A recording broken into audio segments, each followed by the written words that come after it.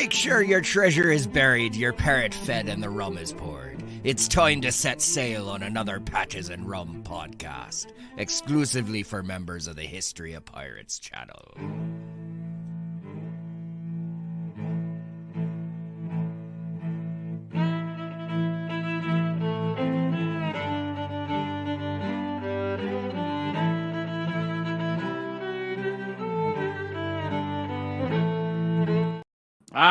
Look at us. What's up?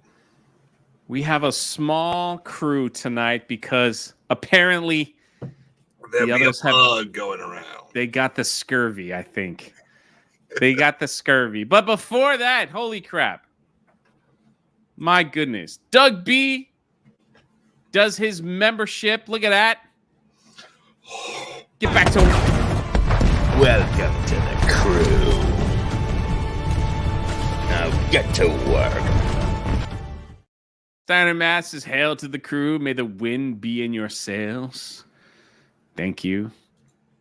Lulu Blue. She brings 5. Welcome to the crew. Now get to work. Good Lord Almighty. Risk it for the biscuit. Says your ship looks a little bare. Cheers to you. Thank you for the 50 gifted membership. Boy. Lulu Blue. Everyone else that gifted. We're getting a full ship here. We're going to have to get a galleon. Holy crap. But get back to it. Welcome to the crew. Now get to work. My gosh. Doug And B. not to be undone.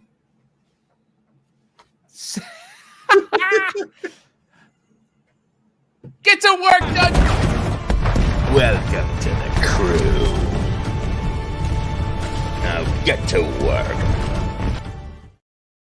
Thank you. Oh, you guys didn't even. That's we're number not one. even 5 minutes in. 5 minutes in. And that's one. That's 55, 65, 67. Holy crap. Wow.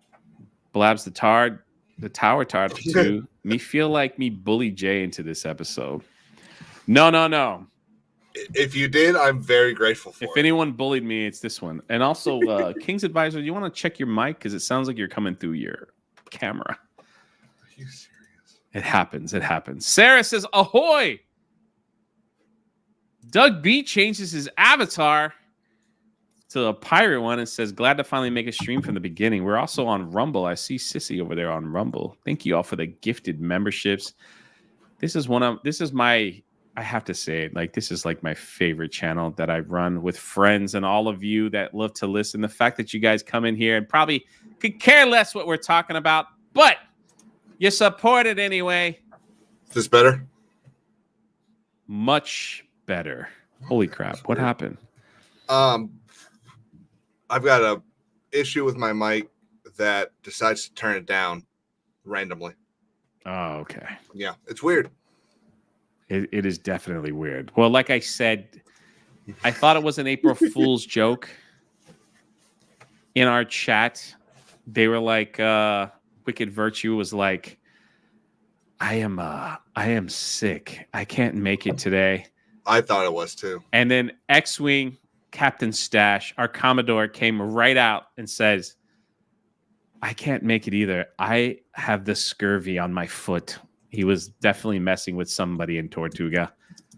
And then Or a couple of people. Seaman Lee was like, you're not going to believe this. But I too. And I said, well, there's two things we could do here. We're going to power through with the crew that we have. And that's what we're doing. Quite the crew we have. We've already had to cancel it twice because of my travel. So, you know what? I think your mic is still not on your Yeti. Can you just double check? Because GJJ with a 50. Thank you for buying supplies. Thank you for buying provisions. I love the best Bassett with Led Zeppelin's. Oops, wrong guy. Yeah. You're on the wrong channel, man. We're talking guns here, man. We're talking like Let's move that down. Is that better? Yes. Talking Okay, we're just whores, gonna talking keep that thing beers, down. talking John Paul Jones, which some might say not technically a pirate, but But he was deemed a he pirate. was. And there's a very funny story with the John Paul Jones flag and his piracy. Because technically, he was a pirate. He did sail a ship without an ensign. It So is he true. was a pirate. Is he related to Alex Jones? No, I don't think so. Chew Buccaneer! Fuck! Welcome to the crew. Now get to work. Get to work. We still need about another 50, probably, to make a full ship. But thank you for all your sacrifices into Davy Jones' locker. Today is a special one because we're going to be talking about, some say, the father of the American Navy. Absolutely. Some say a pirate. A guy by the name of John Paul Jones that you might not have never heard. It's kind of crazy that they don't really teach about this man like they probably should. You hear about George Washington, John Adams, even Daniel Webster, people like that, but you don't hear about John Paul Jones. Good old John Paul Jones. I think I got a picture. Let's see. We'll pull this up. It looks like he's talking to George Washington here.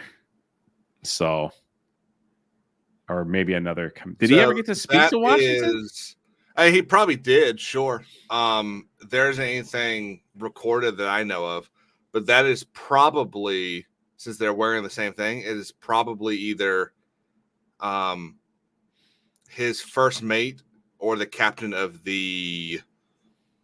Excuse me while I look it up. Someone. Alliance. Well, it's a painting, This is the Battle of Flamborough Hill, which is where it's his famous battle. It's where he took the Serapis, the first British ship to be captured in British waters in almost 400 years when it happened. Blabs, the Tower Tart says the first American flag recognized by another country was on his ship. It was on the ship before he got the Bonhomme Richard. This is some deep. So we're gonna go into some deep history here. It might be a little boring for some. It might be like, what is this? You're not talking Star Wars, but yeah. So we hope you sit back and enjoy. Hit the like button if you're new here. Why not subscribe? This is a pirate channel. We talk pirates. Try to get away from all the crazy cuckoo-ness that's there in the world. John Paul Jones was born July 6th, 1747, in Scotland, of all places. In Kirkcudbright. So he must have. I think I said that right. Was he a drinker then? If he was part of Scotland? Oh, he was probably a drinker. Look at that, William. He died of a liver disease, so I think so. Thank you, William. Welcome to the crew. Now get to work. Wookie, we'll talk about that statue he has at the Naval Academy. We love pirate crap. There you go. That's what I like. John Paul Jones, bass player with Led Zeppelin. Yes, I'm all. Yeah, I know, like that. Yeah, I was trying to avoid it a little bit. So he was actually born John Paul, and after a bunch of stuff, he landed in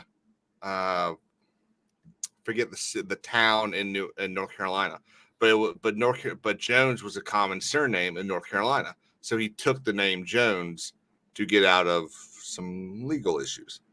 Crazy thing about so here's a couple of facts right off the top about John Paul Jones. He started his internship when he was 12 years old. Now imagine, we were talking about this before the show. It's like when his apprenticeship started at 12 to John Younger on a merchant ship.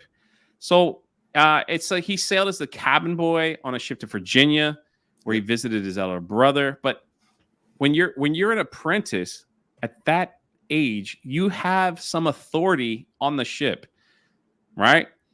So you got to have probably. I think it would depend on who he was apprenticing under. if he was apprenticing under the captain, which the Pauls were a well-to-do family. They weren't, aristocracy or anything, but they weren't like poor. So he probably was apprenticing under either the captain or maybe a carpenter. And so no. he probably. What I meant to say is that he had an apprenticeship, but he also sailed as a cabin boy. So he was doing two different things. So the point is, for those that know 12-year-old kids, could you take orders from a 12-year-old, especially in the middle of the ocean? If the captain tells the apprentice who's only 12, hey, go down there, go tell the crew, it's a mess. They got to clean that place up, got Billy over there like throwing up. Either throw him overboard or he's got to go see a doctor, whatever it is, like all that stuff, right? 12 years old. We look at 12 years old today and we're like, there's no way, man. And that was aboard the merchant ship Friendship.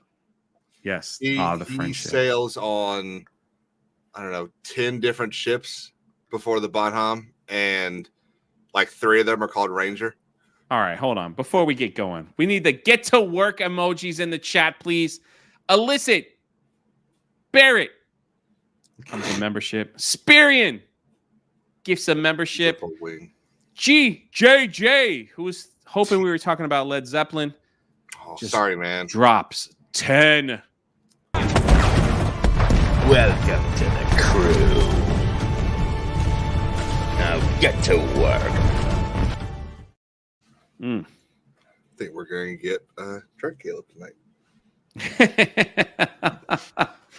Tomorrow's my birthday, so I'm celebrating. It's okay. Happy birthday to you. But yeah, so now we've got a 12-year-old who's like running a ship.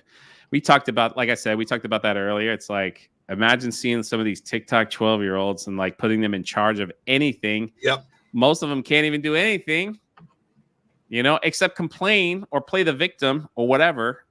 And now you've got someone, that's like that kid that was complaining about the 8-hour shift at Starbucks. How crazy is that? Like, I can't do this. I can't work for 8 hours. Imagine being 12-year-old on a freaking ship with a bunch of grown men that could easily, like, if you upset them, could easily like toss you overboard. Yeah, it's like in the middle of the night, just be like Pirates of the Caribbean, right? Yeah. Billy pick him up and throw him overboard. Just a little nudge. They're like, "What happened to Billy?" I don't know, sir. The waves were strong, but not to worry.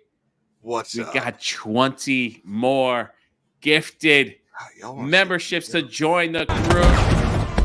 Welcome to the crew. Now get to work. The bottom better be clean with all these new members. That's all I got to say. They better be freaking clean. Math for 5. There's 30-year-old that cry on TikTok about working a part-time job and simply being an adult. Being part of the ship hierarchy at 12 is impressive. Well, it was very common, actually. So it was very common. Is X-Wing in the chat? Yeah, if he's in here, tell him to feel better. It's X-Wing. Yeah. X-Wing has scurvy. We told him to eat the orange slices, either that or he caught something from the lady Vanessa in Jay St. told Thomas. him to eat oranges. I told him to stay away from her. Yeah, so it's either one or the other. He didn't listen to one of us. He either has scurvy or his wiener's about to fall off. Stay away from the mercury, man. Because back in those pirate days, before they had penicillin, they just rubbed mercury all over their body. It's kind of crazy, right? It hurts when I do this. We'll do it more. Feel better. Seriously, Commodore. Feel better, man. Feel better. So now he's got some. So John Paul Jones got a little. He's got a little sea legs on him. Yep. Cabin boy, apprentice. His older brother William is in Fredericksburg. Yep, Virginia. And he has a failed business. A failed business in 1766. Yep. And then Paul found work as a chief mate on a Jamaica-owned slave trading ship on a brigantine. How old is he at this point? And 50. This should be about 59. So I think he'd be 12 as well. I think he's like 2 years older, right? So maybe like 14, maybe. So the slave ship was before the Jamaica ship. So the slave ship was the King George, and the Jamaica ship is the Two Friends. They named their ships about friends a lot. Yeah, the Friendship, the Two Friends, and there's one somewhere else called the Best Friend, and then there was a bunch of friends on this one pirate I was reading about. It's a lot of friends. Yeah, what were they doing on those ships? And Ron Cook says we're bringing 5 more people. That looks like my old Wicked boss. Steel member for 25 months. Holy crap, Wicked Steel. Thank you. Ron Cook brought more people. Welcome to the crew. Now get to work. So now you have, thank you, man, you guys with your generosity just, I can't express it enough. I didn't know what was going to happen with this channel. Like, who cares about pirates? And here you got over 100 people here. Just I know, it's beautiful. Just dropping all kinds of stuff, man. I appreciate it. But you're talking about someone 12, we could even say 12 to 15, maybe. Mm-hmm. Yeah, that's probably who is now a chief mate. Now, what rank is a chief mate? So they are probably, so the issue is he didn't join the military, like the Navy. Right. He was on a merchant ship or slave ships. It wasn't military rank. So chief mate is probably a form of like gunner's mate, where he's basically in charge of probably 12 people. And it's really his job to just make sure that squad's job is done. So, like, if his squad is in charge of furling the head sails or furling the sails, his job is to make sure that gets done. It's pretty crazy. Like, even on these ships of about, we could say 100 people, maybe 40, whatever it is, that it was just, all right, I'm the captain. I'm going to order these 3 people. Those 3 people are going to order the next 10 people. There's a guy in that 10 people that's going to order the next 10 people, and so on, to like whoever's at the bottom of the barrel. It's probably the guy like cleaning the worst, probably doing some of the worst jobs on the ship, but still. And it's weirder because they didn't have the threat of hanging. Yeah. If you were a captain on a merchant ship, as far as I know, they might have, but as far as I know, it was basically just, oh, okay, well, no. There was no, like, I'm endowed by the crown to kill you for mutiny. Yeah. So it wasn't the same. So it's kind of weird to think about how dangerous the ocean was to keep so many people in line. So it says, after 2 years, he quit the slave trade and shipped passage for Scotland. When both the master and the chief mate died of fever en route, he brought the ship safely home and was appointed a master in 1772. Yeah, so that was 30 years old now at this point, right? 1772. He was born in 47. 25. So he's like 20 something. Yeah, he's 25. Okay, I had to do math. Wow, no problem. I got it. So we're like 25 years. Even still, like, you look at like 25 years old today that just cry about stuff. It's like he's running an entire ship of men, to get them home. I'm 29, and I just drove up 2 hours to go sign a lease, and I'm like, oh my god, I got to move in a week. Like that's kind of freaking me out. Imagine being in charge of 40 to 100 souls on your ship. It's not, and it's crazy too, because like, you're on your way home. You're out to sea for 6 months. You got to make sure like we're not eating up all the food, people drinking all the water. And then it's like, well, the guy that's in charge, he just died. We don't know how he died, but everybody's waking up. They're like, hey, first mate ain't with us, man. All right, who's anybody had done this before? It's like, all right, well, that guy just died too. So here you go. Now we've got to get the next one up. So John Paul Jones takes it. He's in his 20s. And he gets heavily rewarded for that. He gets like 20% of what they came back with, which, I mean, even if that's 100 pounds, think about what 100 pounds would have been in 72? He probably could have almost that's a lot of money. Bought a business or something like that. And so in 1772, he took his monies and he purchased a vessel in the West Indies. But the following year, after killing a ringleader of a mutinous crew, so he's on his ship. Yep. He's in the West Indies. They don't like what's going on. Someone declares mutiny, and John Paul Jones in his 20s is like, okay, let me handle my business. Yep. Kills the guy, the ringleader, and then he fled the islands to escape trial. Yeah, so like I was saying, the craziest thing though, Kings, it's like you are threatening the hierarchy, right?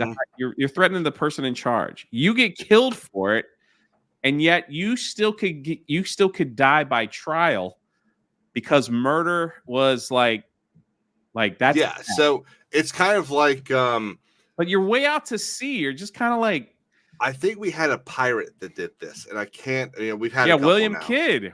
Kidd killed William Kidd. He threw threw something at a guy. He died. Iron bucket. That's what he threw a bucket. An iron bucket.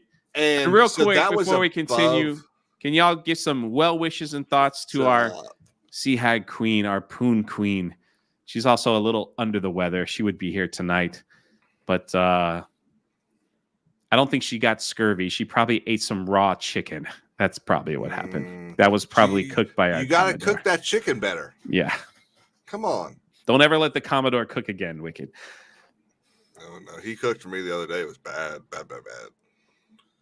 But yeah, so hideous. You've got this person that they not only do they own the ship, but they are the captain of the ship. They kill someone for committing mutiny. And that's so far beyond their authority that he now has to flee. So he flees back to London and basically gets this big pardon. But it's his friends basically tell him, that's it, man. If you try to do anything and something happens again, they're gonna lock you up and they're gonna kill you. Yeah. That's so crazy. That to me is where you look back and go, some of these laws are a little slightly draconian, a little sketchy, but it's weird though they were very much following the Bible, like the 10 Commandments. Yeah. Thou shalt not murder. That's why you see some of these pirates, like I talked about it in my latest video, including Blackbeard, who would not have relationships with a woman unless he married them. So they married multiple women just to have a night of fun. It's so crazy, man. But that's just what they did because they thought, they didn't want to go against the laws, the laws of the land at that time. So when we talked about Sam Bellamy, when he got his girlfriend pregnant, she was immediately kicked out of the community. No one was allowed to help her. No one was allowed to be, with her. When she gave birth, they stole the baby away from her, and she just died crazy in the streets because he never returned. So that's just how. Listen, I mean, that was a time where they burned women on stake, because they thought they were witches, crazy. It's kind of, I don't know if funny is the right word, but you read I remember reading the Scarlet Letter in high school, and thinking, oh well, that's Massachusetts. Those are the Puritans. They're weird. Yeah, and then you look a little bit more, you're like, oh, we were all weird. Yeah, all of us were weird. Yeah, exactly. Don said, but stealing was okay. It's just, it's crazy when you think. So, and we'll get back to John, but a lot of the pirates that we talk about actually kept certain colonies like going, because they the would black market. they would rob ships that were filled with sugars and cocos and foods and medicines and stuff like that. They would bring them to these colonies, these little towns from Massachusetts to the Carolinas and stuff, where they felt like England had left them, and they would be able to purchase these goods for like pennies on the dollar. So that's what kept their town going. So they welcomed these pirates. They're like, yeah, we'll just look the other way. Like, sure, like give us all this sugar and all this stuff because we're not getting any from England. We don't know what they're doing.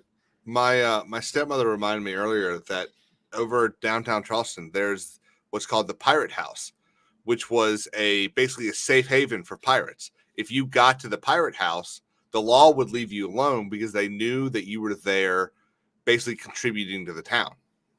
So crazy. Right? So crazy. But don't kill anybody. It's like early Batman. Don't kill anybody. So yeah, so he flees, and he returns to Fredericksburg. And while he's there, the revolution has begun. So we're one stop ahead. All right, pull us back. After his first pardon, from the governor of Tobago, he sends proof to his family because I guess they had been like, "Oh my God, my son has done this," and so he sends proof. He gets back on good terms. He gets another ship, and then he does the same thing. Yes. Another sailor goes, "I want early pay," and he goes, "Really? Well, you're dead." And that was worse than the first one because this sailor was somebody. His family was like up there in society in northern England, and so the governor basically says, "John, you're cool. Get out of here." Yeah. Like he tells him to leave. And so he left. That's why. And so he leaves, as we were talking about earlier. He then gets to North Carolina and adopts the name Jones to get out of this legal trouble that he's in. And see, that's the thing too. Like a lot of it's kind of simple. It's like, hey, we're looking for John Smith for murder. Well, I'm John Jones. That's not me. Yeah. It's like, are you sure? Long for older days, huh? You look like this stick-faced drawing that we have of the person we're supposed to collect from. It's like, I don't know, man. My name's Jones. I don't know what you're talking Jones, about. man. I'm over here. Like, you pay off like 3 or 4 people to say, I've known him for 30 years. Exactly. His name's Jones. It's done. Yep. And look at this. We got a new member. Thank you. Look at those puppies, man. I appreciate it. And Jane Theory gifted a membership. Our ship is almost. Welcome to the crew. Now get to work. Thank you so much for becoming a member. Now you could use our fun emojis, and you have access to all the past podcasts of Pirates, with the full crew. Yep. Right. So he goes, he ends up in the Americas, but they're still owned by, the colonies, the England. Yep. Revolution starts to break out, and he went to Philadelphia, where for some strange, and I might be going fast, so slow me down. I will, don't worry. Goes to Philadelphia, and he was commissioned to be a senior lieutenant in the new Navy. We're going to bring this back a little bit. Okay, no problem. So before that, over the course of, I think it was 1775. April 12th, 1775, the Battle of Lexington and Concord, the Revolutionary War basically begins. And don't listen to people in North Carolina. It started at Lexington and Concord, not this weird thing at Mecklenburg. No. And so Jones actually gets asked to give ideas about how a Navy would form. And it isn't until he pleads his case with Richard Henry Lee of Virginia, who in June of 1776 recommends from the House of Burgesses the Declaration of Independence. So John Paul Jones was all in this. Yep. So John Paul Jones is sitting there ready to go. in 1775 before even the majority of British troops have landed in the Americas. Boston is still the only thing under siege. I'm just showing pictures so y'all can just. So John Paul Jones was. Anybody in the chat? Have you guys never? Like, I'm just curious. Have you guys heard of John Paul Jones before, or is this like a new? Ones if you have, twos if you haven't. Yeah, I bet you there's going to be a lot of twos. Is there a lot of stuff happening? Not the bassist. This guy, not the bassist. We've all heard of the bassist. Yeah, the bassist is legendary. So, yeah, so he was right there at the beginning of the birth of our nation. Mm-hmm. So, yeah, some ones and twos in the chat. Pretty awesome. Haven't heard as much. A lot more ones than I thought there'd be. Yeah, awesome. Yeah, that is awesome. That makes me really happy. Just a little interlude. Every time I go to DC, there's a statue of John Paul Jones at DC over to the east of the Washington Monument. I always go over there to go look at him because he's a personal hero of mine. I love it. All right, so war has broken out. America is not born yet, but there's some rumblings. There's stuff going on. We got to put an army together. We've got to find stuff that's going on. They knew John Paul Jones was a little kind of running from the man. But also somebody must have known that he was an excellent seaman. Right? Yep. Like he would make a great commander. So they made him a lieutenant. Yep, aboard the and I can never remember the other guy's Alfred. Name. Captained by Elsick Hopkins. Hopkins. Yeah. Hopkins. Yep. So he was aboard the Alfred, the flagship of the little fleet commanded by Commodore Esek. I think that's how you say it. Hopkins. Yeah. I think Jones distinguished himself in action in the Bahamas against the British ship, the Glasgow. In 1776. Yeah, so prior to that, the first American flag was raised aboard the flagship Alfred. And now, which flag was that? The Betsy Ross? That was. It's crazy that they had to fight England all through the Caribbean and anywhere they had a stronghold. So they chased these ships down. I could be wrong about this, but I believe it's this one. It was called the Grand Union. It was basically the idea of multiple stripes to resemble the states and the Union Jack from the American Navy. I mean, sorry, the British Navy, not the American Navy. Yeah, because even though we were about to break off from England, we were very much England. We wore the wigs, the pantyhose. We had the same, almost looked like we had the same military uniforms. Not too much difference. So there was a lot of that as well. So the first mission that John Paul and Hopkins's fleet went to was to sail south to the Bahamas and not only disrupt British vessels, but also to capture supplies for Washington, because it was very clear. This is I believe it's late 1775. It's very clear that we're outmatched.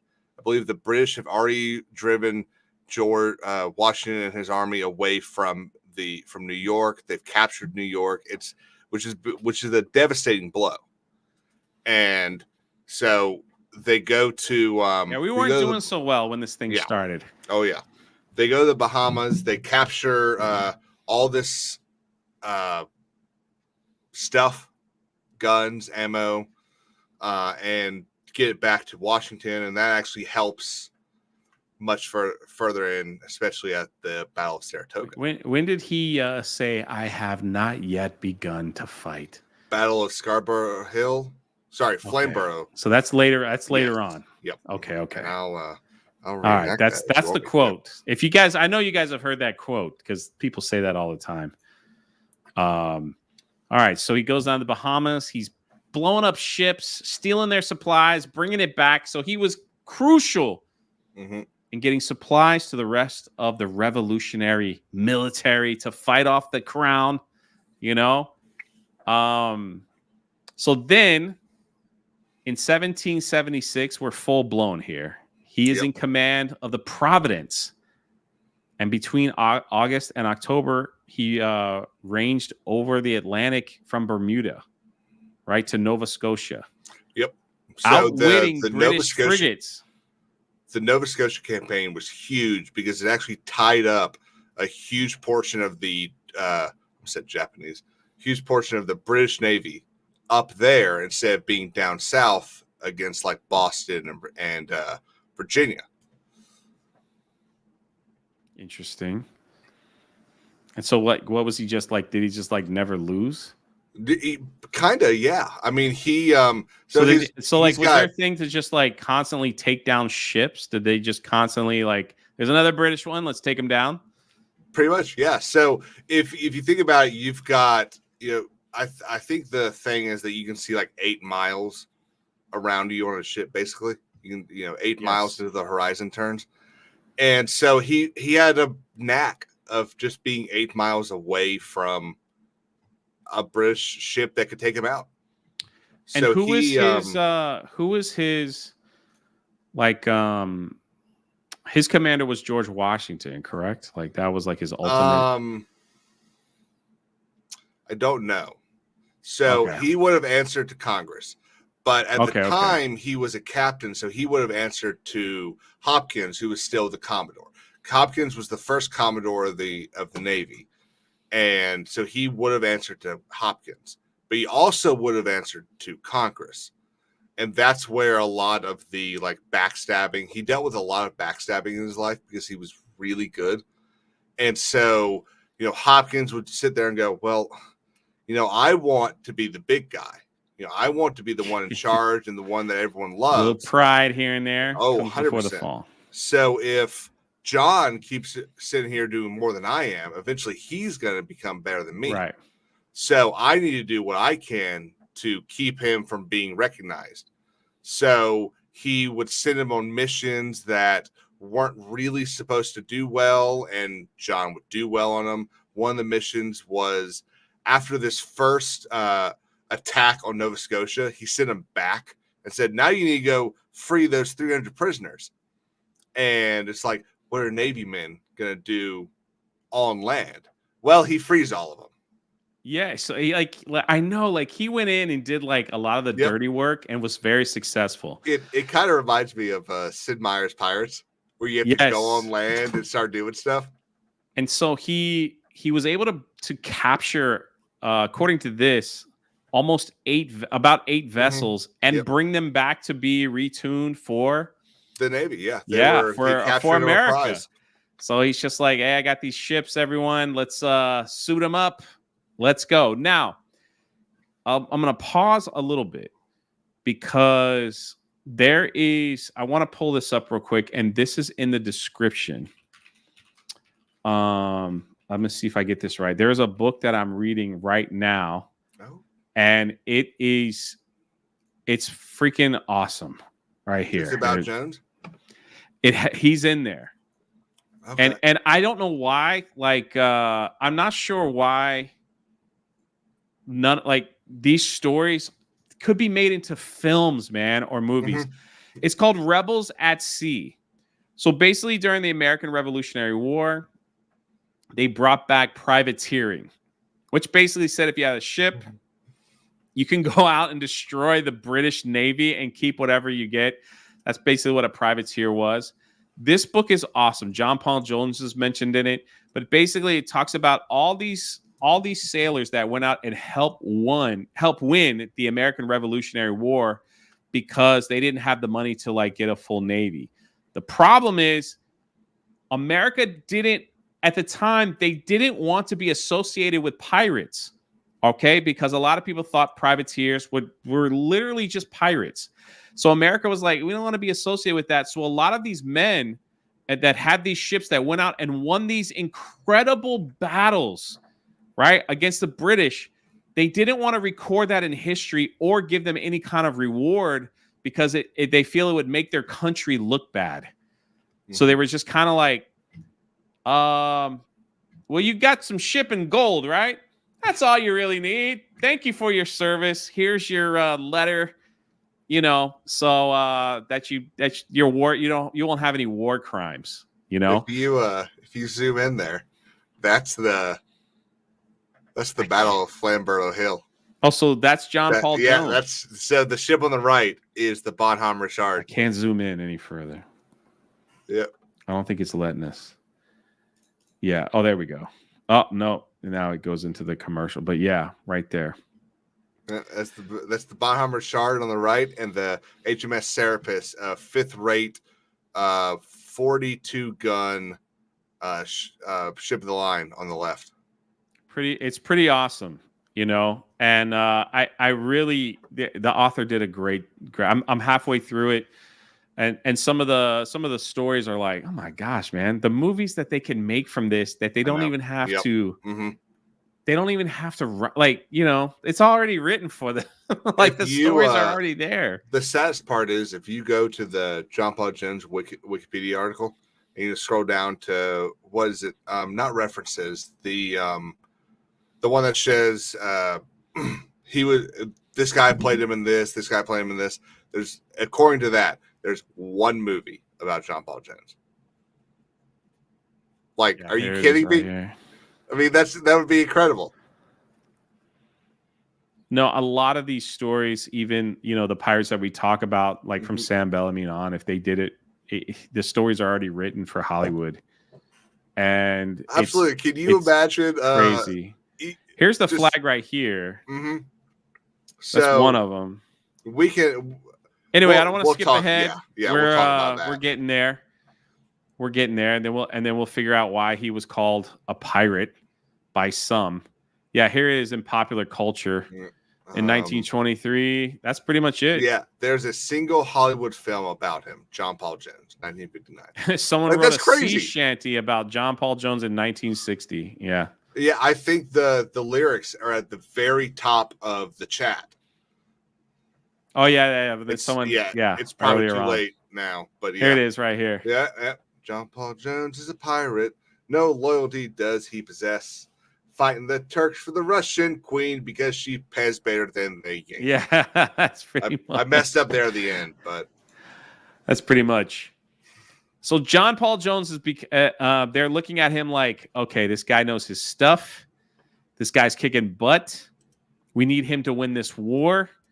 So let's give him a ship called the Ranger in 1777. Right? So now he's in charge of his own ship called the Ranger, a newly built ship at that.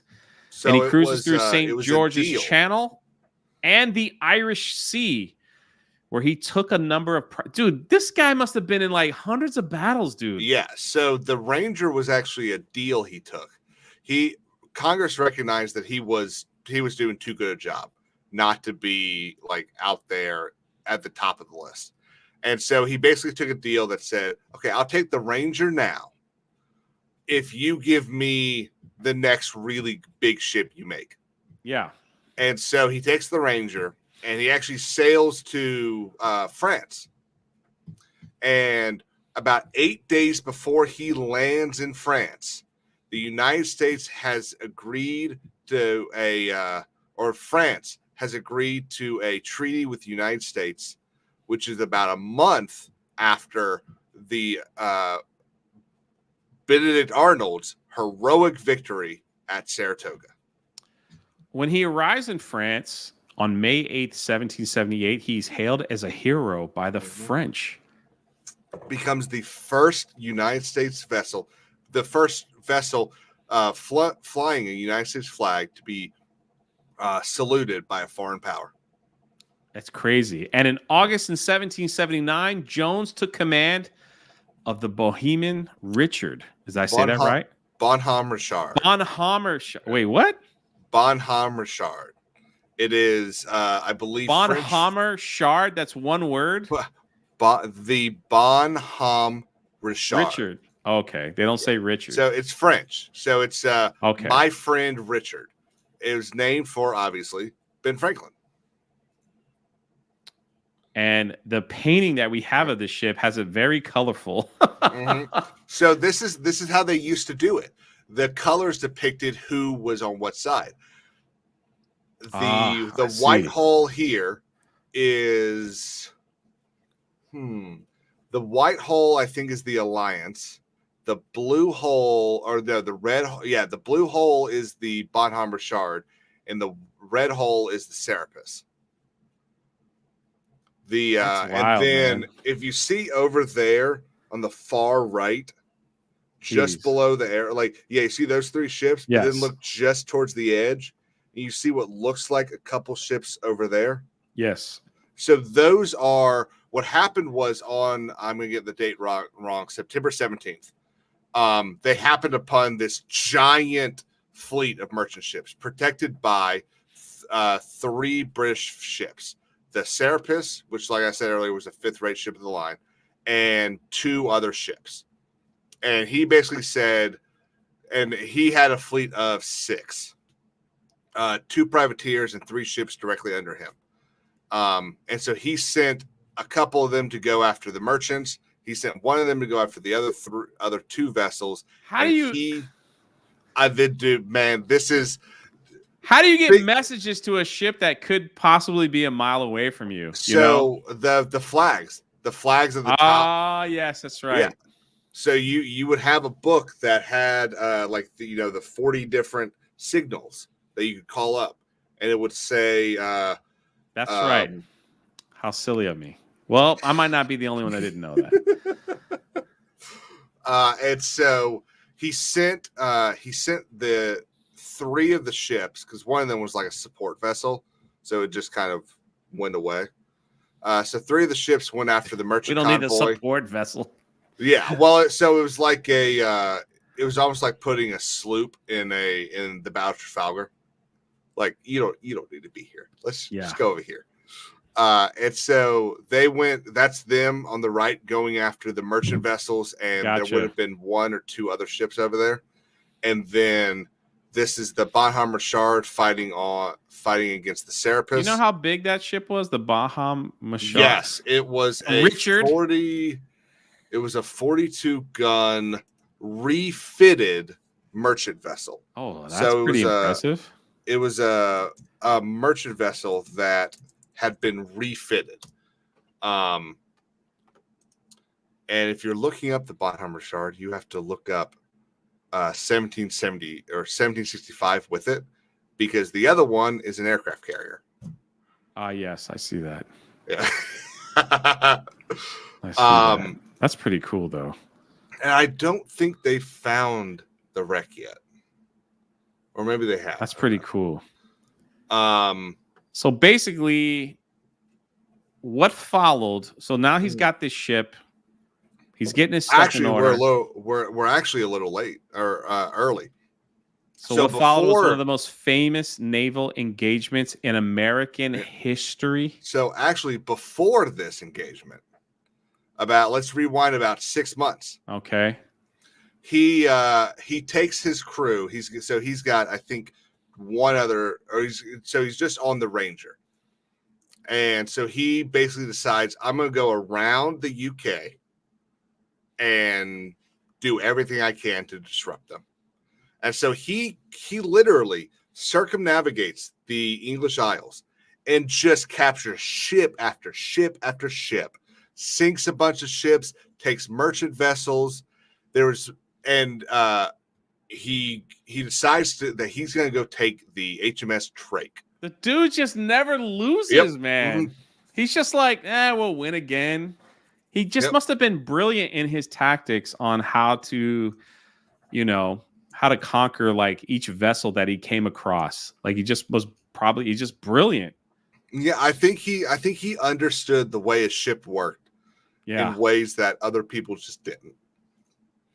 He knew how, and I'm not in any way comparing myself to him, but you know how when we're playing Sea of Thieves and I start counting off the hits that we've taken? Yeah. I think it's on that level, but times 100. Like or times 1,000. Like it's so much more. He knows exactly where that ball hit. He knows how far into the ship it went. I think it's just a knowledge of the ship that any of us would be lucky to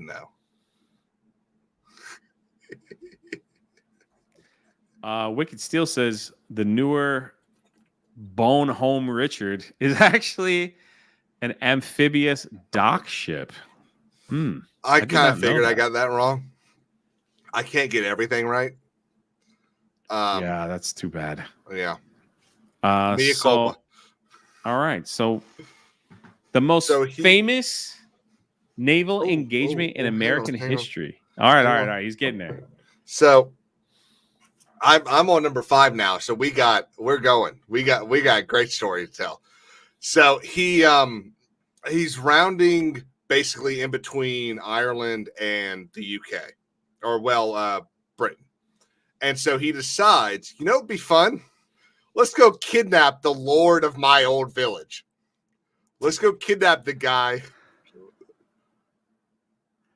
That's so funny. Yeah. Keep going. You got it. So he decides, let's go kidnap the guy that's in charge of like this area of the land, and we'll ransom it back. So they land at his old town. They show up there, and he's actually on vacation. So he goes, oh, drat. Okay, well, let's go capture the Drake. We saw it earlier. We'll go get it. And so they go, and what actually happens is he wants to do it like a surprise attack. But true to Sea of Thieves style, the guy in charge of dropping the anchor, doesn't drop it in time. So they actually sail too far past it and aren't able to get their guns to bear. So after like an hour and a half, they go, okay, we're not going to do it. So let's go to Whitehaven. We were going to go to Whitehaven eventually. So let's go to Whitehaven. Whitehaven was this big port. It had like 500 ships in the port, and they were merchant ships, military vessels. It would have been a huge loss to the British Navy. So they're working their way over there. I'm like, okay, we're going to land at night. We're going to burn the ships. We're going to leave. It's going to be the biggest disaster the British Navy's ever had. And true to the British spirit, the winds or the waves keep them from landing in time. So they decide, okay, now we're just going to burn the oil ships or the coal ships. So they'll blow up, and then the rest, everything else will catch on fire. It'll still work, but it's not going to be as safe. And so he sends some of his crew to go get rum from the bars. And instead, they get drunk. And so they sit there, they get drunk, they drink, and it's like, well, dang it, now we just got to spike the guns and leave. So they spike the guns around the defenses. They light one of the coal ships up, but it turns out that the people that were on shore actually alerted the townspeople. So they got away and basically did nothing. But then they went and took the Drake, which the Drake was the first English vessel captured in English waters in 400 years. That's think pretty about wild. That. Think about this is 1778. So 400 years, 1378. How many wars with France? How many wars with Spain? And they never got took except by John Paul Jones, America. It's incredible. X-Wing was John just permanently bored? Like, did his crew ever just say, chill, bro? Let's take a Saturday afternoon off. So his crew was actually quite rambunctious. They kept following. I think if I was a crew member, that's where I'd want to be. The guy that never lost. They kept following the lead of like his lieutenants and his first mate. They didn't really like listening to John. John just was very good in a battle, but he wasn't the best captain. Like. Trip. He just was probably very militant. That's probably like very dry. Dylan, we did answer that question. Sadly, they have not made They made like one movie back in the 50s, nothing seriously, nothing, So, but they should have done. if All right, so they now made a fine. movie, Okay, can we get to my battle? Yes, We're already an hour in. So I'll get there real quick. He gets back to France. They go, yay, good job, yay, woo! He's awarded many honors, and then he's gifted the Bonhammer Shard, which he names the Bonhammer Shard in honor of his friend Ben Franklin. And he decides, okay, we're going to take my fleet and we're going to go north. We're going to continue to harass them. And that's where we get to 18 September 1778. The greatest, this is what all these articles are saying, one of the most famous naval engagements in American history. It took 3.5 hours. It was a 3.5 hour gun battle. Jones answered an enemy challenge. They challenged him to surrender. They're like, hey, man, your Bohemian Richard's about to sink. Everything's all messed up. What are you doing? I think you should just give up. I have not yet begun to fight. John Paul Jones, as die-hard American as you could be, looks at him and says, yeah, I have not yet begun to fight. That's so crazy, man. He freaking kicks their butt, you know? And as John and his crew, they board the enemy vessel, his Richard ship sinks. Yep. So he lost his ship that he got. And it was probably his how many people were bailing, man, like while the fight was going on? So one of the reasons, and you could say Providence saved the Bonhammer Shard and saved John because a British sailor dropped a grenade into the powder magazine of the Richard, and it didn't blow up. Yeah, but all right. I'm an American, so this is really cool. Think of every American that had like his ship is sinking. He's taking heavy losses with his crew. The enemy sees this. They're like, his ship can't even turn like it used to. Probably, I'm speculating. He's losing people left and right. And they're like, hey, just surrender, man. It's okay. It's over. Like, you can't win. And he screams at him, probably with the flag blowing behind him, you know, just as American, probably as an eagle is just kind of soaring by, you know, maybe a great white shark just like sailing, you know, like right next to the ship, whatever. And he's like, I have yet begun. I have not yet begun to fight. His men get all rallied up. His ship gets all, you know, they get all rallied up while his ship is sinking, defeats the enemy, boards the enemy ship with his men, and turns around and watches his ship sink in the harbor. And he's like, well, we still handled our business. That is freaking crazy, dude. This is gonna sound like freaking insane, man. What a story. This is gonna sound like it's coming out of left field. But what is the rule on playing back old content on YouTube? That's not good. It's still okay. They'll still clip so it as what you should do is go watch Liberty Kids episode 128. Liberty Kids was a PBS show that came out in like 2002, 2004. It's got a whole bunch of incredible actors in it. And in one episode, it is the 28th episode, it shows this battle.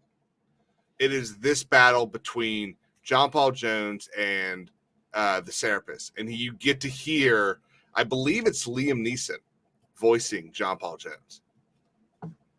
That's cool, but our podcast is better. Anyway, so that's why King's a bad YouTuber. He sends people to other channels. I'm not sending them to a channel. I'm sending them to an actual television show. I'm just kidding, bro. So it says with heavy loss of life, Black Flag when a lot. Serapis surrendered, I think I said that right. Yep. And was boarded by Jones and his crew. The Boham Richard sank soon afterwards from the damage received from the engagement. I know I'm saying that wrong, but I'm an American. And Jones sailed both the Serapis and the captured Countess of Scarborough Yep. to the Netherlands and France. So he's like, he's not even on his home turf ships anymore. He's like, I'm taking them over. And that is why the British declared him a pirate. Yes, that's where I was getting at. He stole our ships. Let's call it, from the South English Sea, I believe, to the Netherlands was done without an ensign or a flag above the Serapis, a correct flag. And so they claimed that was an act of piracy, which it was. So but now the reason this amazing American is now a pirate like the rest of us. The reason they got away with that is because the Americans had actually been dealing with the Dutch for a while now. In fact, the Dutch loaned the Americans 3 million, whatever their phony little paper money is over there, or was. I guess it's the euro now. So they loaned them 3 million of that, and so the Americans basically sent to all their allies or people around the Atlantic what a description of their flag to be entered into the books, so that if a ship comes in, whose it is and all that. But their description was a color should be red, white, and blue alternately to 13, with a blue field within 13 stars. Now, that's not very obvious of what that's supposed to look like. The Dutch didn't want to deal with this legal issue. So what they did was they created this flag. It was like, hey, put this on your ship. Yeah. Shh, put it on your ship. We got it. Don't worry. And so this is the Serapis flag, or the John Paul Jones flag. Right. And you can buy that as a t-shirt. Mm-hmm. So here it is here. Boom. Yep. That's very different. Weird John Paul Jones flag that you could get like bumper stickers and so I saw that when I was looking that up. But it gets better because after he did all that in France, Louis the 15th rewarded John Paul Jones with a gold hilted sword and made him the Chevalier. Did I say that right? Don't France. Ask me. I can't speak French. The only thing I can do is Bon Hammerstard. This dude is an American, right? Yep. He's fighting for America's revolution, and yet he's getting awards in all these other countries. They're singing his praises. They're giving him ships because everybody hates the crown at this point. Nobody likes England. They're like, we got it. He was actually a Chevalier. Wait. How do you say that? Chevalier. Oh man, forget it. Chevalier. Yeah, Chevalier. something like. Well, that's how it is. He was actually offered a letter of marque from the French government because he was so good at messing up the English. He was offered a letter of marque, which would have made him a privateer for the French. Then in America, after he receives a Congressional Gold Medal in 1787. Yep. Jones was dispatched on an official business to Denmark. While aboard, he accepted an appointment to the Russian Navy. Yep. So he was rear admiral. So he was passed over multiple times because Hopkins didn't like him. Hopkins is still This is the Americans. Yes, yeah. He's playing buddy with all the politicians there. So he's like, guys, this Jones guy, he's weird. Don't hire him. He's bad. Let's just get rid of him. He probably could have been president of the United States. He probably could have been. Yeah. Like he was up there. People knew who he was. That's what I'm saying. Like after George Washington, he probably could have like ran for president of the United States and won. So he misses out on 3 captaincies. And so he goes off to Russia. Denmark. Where he becomes a rear admiral for Catherine the Great. He doesn't even speak Russian. Yeah, he joins the Navy of the Russian Empire. And you couldn't do anything like that today. You couldn't switch countries and be like, hey, I'm taking a job and I've served in the American military. Now I'm going to go serve in the Russian military. I'll be right back. That's a no-no. Mm-hmm. That's so crazy, man. It says here, though, but this period in his life was disappointing. He was plagued with the lack of recognition and with a ton of false accusations. Yeah. So the false accusations, I don't know if we really want to get into this, but the false accusations you just briefly cover it. Is about an apparent rape. Yeah. So his YouTube. Grape. Sorry. It's okay. His opponents, his political opponents, other admirals, people that he was much better than, accused him and got this little girl to accuse him of that. Yeah. And she and then her family eventually said, no, they didn't do that. But his reputation was already ruined. But Catherine knew that he didn't. And what's interesting is not only Catherine knew that he didn't, but she actually interceded to get the trial, to get the police to actually handle the matter. Because in Russia at the time, if you waited, then it was believed to be it was believed that you were trying to extort, trying to circumnavigate that word. So it was it was believed that you were trying to extort someone. So they didn't listen to you. So she actually tried to get them to actually go through everything and prove him innocent, but unfortunately the person said stuff and then the family said stuff. So what she ended up doing was saying, okay, well, I'm going to... It was the Me Too movement all over again. Yeah. I'm gonna let you take your we don't have to stay on this topic. Pension. You're going to go to France. So he goes to France. In 1790, he returns to Paris, a broken man. And he died soon after and was buried in an unmarked grave. So he was at the age of 45. 45. Yep. He died of this liver thing. I don't really know what it is. But about 2 or 3 weeks before that, he was actually appointed a consul by George Washington to treat with the Dey of Algiers to get some prisoners back. Yeah. And obviously that wasn't able to go through. And so he was buried in the St. Louis cemetery. It's a royal cemetery, which means the king had to allow him to be buried there. And but it says it was on an unmarked grave, I guess. It eventually became unmarked. It says more than a century later, though, the U.S. warships escorted his remains back to his adopted country. We'll get there, bro. Okay. So during the French Revolution, which, happens about 15 years later, they basically destroyed the St. Louis cemetery, unmarking graves and doing all this stuff. And so that's why his grave ended up being unmarked, because they did that. And the good thing is that the person that paid for it kept really good records. And so we knew that he was mummified in alcohol, preserved in alcohol, that he was placed in a lead-lined sarcophagus. So when what's it called?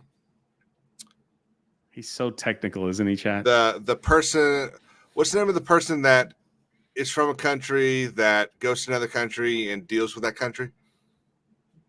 Ambassador? Thank you. When the ambassador of the U.S. to France, he decided in 1895, he decided to find John Paul Jones because they knew he was buried in France, but they didn't know where. And so he spent like 5 years finding the guy. And so what they ended up doing is after they found basically the area that he would have been buried at, they took ground penetrating radar and scanned for lead-lined coffins. They dug up 5, and there were 7. They dug up 5 of them, and they found them on the 5th try. That's crazy how much they, respecting the dead and how they wanted to bring them back. It is probably because Theodore Roosevelt was the president at the time. Theodore Roosevelt, if you know, one of his really big things was the Great White Fleet. As president, he created this giant white fleet of battleships that sailed around the world basically saying, mess with us. Let's go. And so he was a big Navy guy. He was actually the Secretary of the Navy before being Vice President to McKinley. So he wanted John Paul Jones to come home. And like you were saying, he was escorted home by 3 ships aboard the carrier. I think its number was SV-06, but I don't remember its name. And when he got close to shore, 6 United States battleships fired salutes at him. That's crazy, man. I mean, his grave is in Annapolis, Maryland. Yep. And was made a national shrine. So he was interred at Annapolis, Maryland, and Bancroft Hall. He's underneath the chapel of the United States Naval Academy. What a freaking life. And Theodore Roosevelt spoke at his funeral, at his interment there. And he said that he gave our Navy, its earliest traditions of honor and heroism. The father of the American Navy, John Paul Jones, started at the age of 12 years old and died at the age of 45. At that time, 45 might have been a little young. Like he probably could have gone another 10. Young. Like I think people were living maybe close to mid 50s. So 60s. It's interesting because you've got people like Thomas Jefferson and what's the name? John Adams. Lincoln. Oh, okay. John Adams. So Thomas Jefferson died at. Sorry, googling this on the fly. 83. Yeah. Which would have meant John Adams because they died on the same day. Yeah. John Adams probably would have died at late 80s, early 90s. Yeah. Because John Adams was 90 years old. So being someone that had the ability to be upper class, he died probably 30 to 40 years younger than he should have. Yeah. But I mean, like with that many battles, man, like it probably took a mean toll. Again, we talk about that a lot here on this channel. It's like malnutrition, being out at sea, out in the sun, the salt water, just dealing with all kinds of stuff. And it just takes a toll on your body. Yep. And we don't know what kind of wounds he might have endured.